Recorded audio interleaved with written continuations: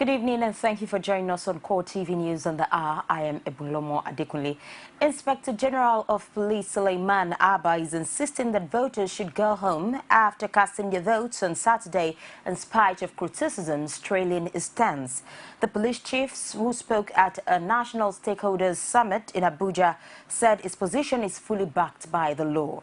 He subsequently reeled out a portion of the Electoral Act which bars voters from loitering at polling units to justify his position. But representatives of political parties at the forum argued that the electorate have every right to stay about 300 meters away from the voting area. More details in our subsequent bulletins. Few days to the rescheduled elections in Edo, members of the civil society group have intensified awareness campaign on the need for Nigerians to come out en masse to exercise their franchise. Omobude Ago, the coordinator general of the civil society organization who led others on a sensitization rally across major streets in the Benin metropolis, said the aim is to help complement efforts of INEC in voter education. Our correspondent filed in this report. Members of the civil society will trek around major streets Benin City in company of security operatives to share handbills and sensitize the public on the need to come out and vote on the set date. Called on people who have collected their permanent voter cards to ensure they vote. Coordinator of the group, Imobude Ago, says the era has gone where activities of folks determine the fate and aspirations of the people, adding that only their PVC and the card reader can do the magic. Every vote now they count. Power has come back to the people. Every vote now they count because of the card reader machine. Nobody thinks your vote. Many people not going to vote, maybe 100 number that they count because of the card reader. So we for civil society, we they support the card reader and they must use them. Because I don't give power to the people. I don't give power to who? It will be recalled that the State Resident Electoral Commissioner, Mikey Guinea, had informed the public in one of the interactive sections with civil groups that the only challenge they are facing is for the people to endeavor to come out and vote, stressing that previous records indicate that fewer people voted compared to the voter cards collected. With the 2015 elections a matter of days away, America's President Barack Obama has advised Nigerians on the importance of having a free, fair and credible election. The American president, who says he is talking to the Nigerian people, called for all hands to be on deck to ensure that the polls are free, fair and credible, while adding that the quest to make the polls successful is one that all Nigerians must be involved in. He also advised Nigerians to reject messengers of hate and intolerance. Hello.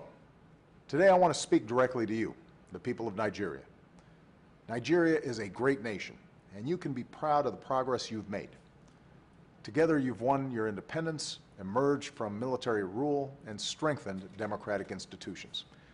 You've strived to overcome divisions and turn Nigeria's diversity into a source of strength. You've worked hard to improve the lives of your families and to build the largest economy in Africa. Now you have a historic opportunity to help write the next chapter of Nigeria's progress by voting in the upcoming elections. For elections to be credible, they must be free, fair, and peaceful. All Nigerians must be able to cast their votes without intimidation or fear. So I call on all leaders and candidates to make it clear to their supporters that violence has no place in democratic elections, and that they will not incite, support, or engage in any kind of violence before, during, or after the votes are counted. I call on all Nigerians to peacefully express your views and to reject the voices of those who call for violence. And when elections are free and fair, it is the responsibility of all citizens to help keep the peace, no matter who wins. Obama also called on all Nigerians to reject a perversion of the Islamic religion personified by the Boko Haram terror group. Successful elections and democratic progress will help Nigeria meet the urgent challenges you face today. Boko Haram, a brutal terrorist group that kills innocent men, women, and children, must be stopped. Hundreds of kidnapped children deserve to be returned to their families. Nigerians who have been forced to flee deserve to return to their homes. Boko Haram wants to destroy Nigeria and all that you have built. By casting your ballot, you can help secure your nation's progress. I'm told that there's a saying in your country, to keep Nigeria one is a task that must be done. Today I urge all Nigerians, from all religions, all ethnic groups, and all regions, to come together and keep Nigeria one. And in this task of advancing the security, prosperity, and human rights of all Nigerians, you will continue to have a friend and partner in the United States of America. A federal high court in Abuja has decided to hear objections and motions in the suit challenging the eligibility of the presidential candidate of the All Progressives Congress, Muhammadu Buhari, for Saturday's presidential election. It has, however, not fixed a date for hearing. Presiding Judge Justice Adeni Ademola also set a March 25th date for ruling on whether parties seeking to be joined as co-defendants in the suit will be allowed. But plaintiff counsel Mike Ozekome expressed objection to the application for joinder. He described Ebonluwa Deborua and others seeking to join the suit as meddlesome interlopers. Chairman and Ghanaian President John Mahama on Monday met with his Nigerian counterpart Goodluck Jonathan ahead of the March 28th presidential election. Speaking to journalists after the closed-door session, President Mahama said the visit is to ensure that elections are free and transparent. The Ghanaian president also expressed hope that the results will be accepted by the electorate, leaving no room for post-election violence. Extended my solidarity to the Nigerian people through my brother, President Jonathan, to say that the whole of ECOWAS, not only ECOWAS, but the international community is in solidarity with Nigeria to have a very transparent and free election so that the democratic process in Nigeria will be further entrenched. This is a critical election for Nigeria, and it will be one more indication to the world that Nigeria is a democratic and a democratic country ruled by the tenets of good governance and rule of law. And so we want to wish you all the best. We are also meeting with the INEC to look at the state of preparedness. I believe that following the postponement of the elections from the 14th to the 28th, it has given the INEC much more time to be able to complete, all its processes and be in readiness to ensure that voters are not disenfranchised and that the results of the elections are accepted. We expect that there will be no post-election violence and that all the parties involved in this election will accept the results of the election in good faith when INEC has announced them. ECOWAS will continue to monitor the situation and will do everything possible to stand in solidarity with the Nigerian people to ensure that these elections pass off successfully and Nigeria continues in the role that it plays in our sub-regional body. As you know, Nigeria is a very important member of ECOWAS, the largest economy and the largest population in the ECOWAS region. And so Nigeria's safety and security is the safety and security of the whole of the ECOWAS region. And so all the presidents, I stand on behalf of all the presidents of ECOWAS and wish that all Nigerians will come out and express their votes, and their votes will count towards electing who becomes the next leader of this country. With a few days to the March 28th presidential election, a pro-Jonathan group is demanding that permanent voter cards be used without smart card readers. This, it says, is because the devices cannot guarantee a credible process. Addressing a press conference in Abuja, the National Unity Group argued that the outcome of the election could plunge the country into avoidable crisis if INEC does not abandon its plans to use the card readers. The group maintained that the refusal of INEC Chairman Atahiru Jega to publish results of the test run carried out in selected states leaves a lot to be desired. In order to avert avoidable political and constitutional crises, INEC should quickly discontinue the planned use of smart card readers and instead use the PVCs without smart card readers, as was done in Osun and Ekiti states. It is instructive to call that to recall that the smart card were not used in the 2011 elections, and yet the elections were adjudged locally and internationally as the best in the history of Nigeria as free, fair, and credible. The signs are now clear that if the smart card readers are used, the results will be less credible than the 2011 election, and this will plunge the country into avoidable crisis and anarchy. Abdul Kekeriekun, the Nigerian whose extradition was recently sanctioned by a federal high court in Abuja, is on his way to the United Kingdom. Kekeriekun left Abuja in the early hours of Tuesday, March 24th, en route to London, where he is to be prosecuted for murder-related offences. Justice A.R. Mohammed gave the nod for Kekeriekun's extradition after his lawyers dropped the objection to the extradition request brought by the Office of the Attorney General of the Federation. He is wanted by the UK government for the murder of one Marcus Hall, an 18-year-old who was beaten and stabbed to death 14 years ago outside a nightclub in Luton, England. It's the CoreTV News on the hour. We'll take a break and return with more reports. Please don't go away. The army was not supposed to be visible or to be around any polling unit unless there is a breakdown of law and order and they have been invited by the Inspector General of Police. That elections are sheltered in Africa is no news. But in Nigeria, it comes with consequences. Against the will of one man. Consequences that have toggled the nation's politics and may shape how Nigeria elects. This is the year of PGP. The momentum gathers. When we promise, we deliver. The fireworks is unending. We did it and continue to do it. 55 years this year, and in her fourth republic, this is Nigeria's 5th general elections. All the action, all the news, the updates, and the news behind the news we will bring to you live from the field and in the studio on CoreTV News as Nigeria elects. Thank you for being there with us. And for more news and other information, you can visit our social media platforms. On Facebook, facebook.com/CoreTV News. Our Twitter handle @CoreTV News NG. And on YouTube, youtube.com/CoreTV with a space then news. As President Barack Obama advises Nigerians against violence in the forthcoming general elections, Ado-Ekiti, Ekiti State Capital, played host to the vice presidential candidate of the APC, Yemi Osinbajo. There was, however, a theater of war as APC supporters who were upon their way to the town hall meeting to be addressed by the APC presidential candidate were disrupted. Rashid reports from Ado-Ekiti.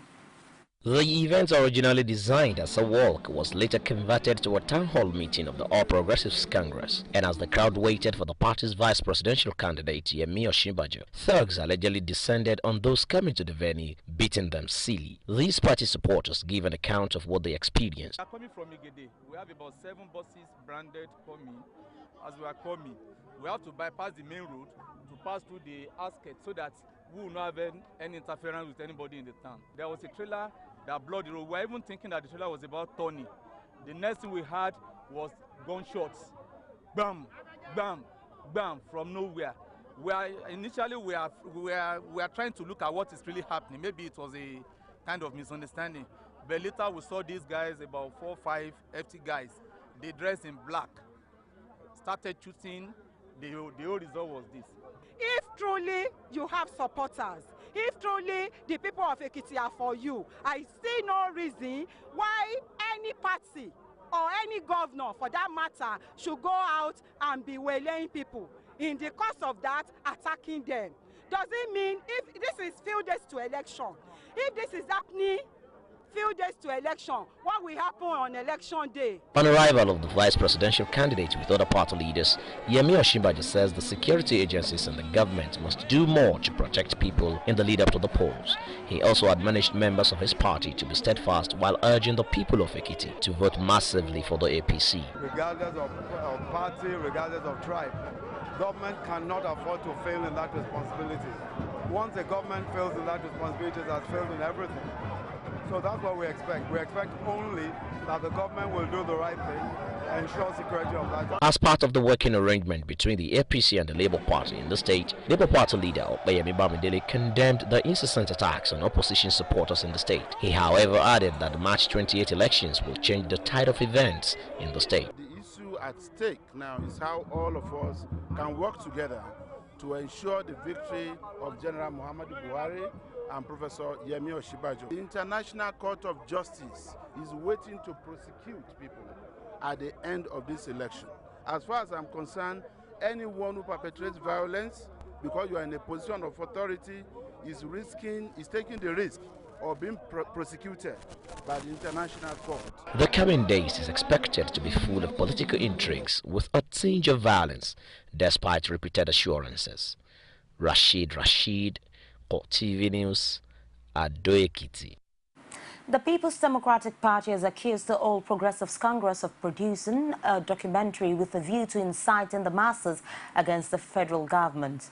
Spokesman for PDP Presidential Campaign Council Femi Fanikayode said at a news conference in Abuja that opposition figures would be held responsible if any of its leaders is hurt. He also lashed out at the APC for suggesting that the government had a hand in the abduction of over 200 schoolgirls from Chibok, Borno State, almost a year ago. The opposition party is such that they are prepared to say and do anything in order to denigrate the powers that be, to undermine our nation, and to incite our people and to bring the president, the government, and its officials into disrepute. The latest video, which was produced by a group called APC New Video, was quietly procured and secretly viewed by the intelligence units of this directorate. Amongst other things, they have listed as topics a number of issues and allegations, some of which are listed below. 1, that many Nigerians are using private jets, and that this, in some way, is indicative of the corrupt nature of the Nigerian people, which is, of course, absurd. 2, that in the last 4 years, the government has spent 48 billion naira on the presidential air fleet, which is, of course, a preposterous lie. Thirdly, they raised issues about the kidnapping of the Chibok girls, insinuating that somehow the government had a hand in the whole affair and that they are hiding the girls. Fourthly, they raised issues about the comments of Stephen Davis, the Australian negotiator, who alleged that a friend of the president's, Governor Ali Modu Sheriff, is sponsoring Boko Haram. They made all kinds of allegations, including the alleged relationship between the president of Chad, the president of Nigeria, and Governor Ali Modu Sheriff. Needless to say, these allegations are baseless and they are simply unbelievable. Meanwhile, the All Progressives Congress has accused the federal government of spending 1 trillion naira on hate campaign and negative media propaganda targeted at its presidential candidate, Muhammadu Buhari. This, it says, is in the midst of grinding poverty PDP and the government has subjected Nigerians to in the last 16 years. Spokesman for the APC presidential campaign, Garba Shehu, noted at a news conference in Abuja that hundreds of billions of Nigerian money is being spent on print, broadcast and social campaign message. He also claimed that President Goodluck Jonathan had been crisscrossing the country, doling out 50 million naira on the average to spending spree by the PDP federal government. Now, it would not have bothered us if PDP federal government were spending money that people have earned by themselves through sweat, hard work, or business. They're spending your money, my own money. This government is spending more than 1 trillion naira of taxpayers' money on this election. On this election, in effect, meaning to do 2 things. 1, to generate hatred against the leaders of our party, our candidate General Muhammadu Buhari and to literally buy votes. Doing a simple arithmetic, the average cost of a wrap-around, newspaper wrap-around, would possibly be about 50 million. Some ask for up to 25 million naira. Yes, some take less than 10. Average, 15 to 20 million naira. Mr. Jonathan buys about 5 on the average per day. In the last 3 months, they've been doing hundreds of these, running into billions of naira, coupled with the massive resources that have gone into funding questionable, defamatory, libelous documentaries on AIT, NTA, and some small radio and TV stations in the country. Now, what we expect is for a president who had spent 6 years in office, he will be campaigning on his own record. How many hospitals has he done? How many roads in terms of kilometers? Just manage your concerns, bear with us, put them silent, try to end it as quickly as. Nigerian troops have taken full control of Polka, a town in Borno State, from Boko Haram insurgents after a land and air offensive. Defense headquarters disclosed this through its Twitter feed on Tuesday afternoon. It noted that soldiers took control of the town after a fierce battle with insurgents who had been operating freely for some time. The military says a cordon and search operation is underway. The Economic and Financial Crimes Commission has denied claims that it was planning to arrest the national leader of the All Progressives Congress, Bola Tinubu, and other key opposition leaders. EFCC Chairman Ibrahim Lamode said at the launch of Red Alert on Scam, a special publication of the anti-graft agency in Abuja, that the commission will not tolerate a situation where politicians use its name to further their political ambition. He urged that the agency does not need to be prompted to do its work of investigating allegations of corrupt practices. Lamode also expressed concern over the circulation of a fake letter purportedly from the Office of the Chief of Staff to the President directing the EFCC to investigate some political figures. One of the political parties addressed the media over the weekend, claiming that the EFCC plans to arrest its leaders. There is also another fake letter in circulation claiming that the EFCC is investigating the former education minister. Let me state here that the EFCC does not need the prompting of any person or anybody to open an investigation against anyone that has violated the law. But it does the nation no good when politicians seek to use the name of the EFCC to further their political objectives. I'd like to sound a note of warning here that the Commission will no longer tolerate people dropping its name to further their political aims. The FCC is not a political body and will not allow itself to be dragged. We'll take another break now and we'll return with a report from outside Nigeria. Don't go away. From time immemorial, women have birthed life, shaped character, and by extension, influenced the society. Moremi of Ife, Emoten of Benin, Queen Aminat of Zaria, all women of influence and power. Whether it's before election, after election. How ironical. Women being so powerful, yet have few grounds in decision making. They see you as a wife, and I see you as a wife to a man. We are talking women in politics. A woman will be bold enough to stand up and say, I want to become president of Nigeria. Only on CoreTV News. An Airbus A320 airliner has crashed in the French ALPS between Barcelona and Digne, French aviation officials and police have said. The jet belongs to the German low-cost airline Germanwings, a subsidiary of Lufthansa. The plane had reportedly been en route from Barcelona to Düsseldorf and was carrying 142 passengers and 6 crew members. Both Airbus and Germanwings have said they are aware of the reports but cannot yet confirm them. And that's it on the news for this hour. Join us again, top of the hour for more. Many thanks for watching. I am Ebunlomo Adekunle.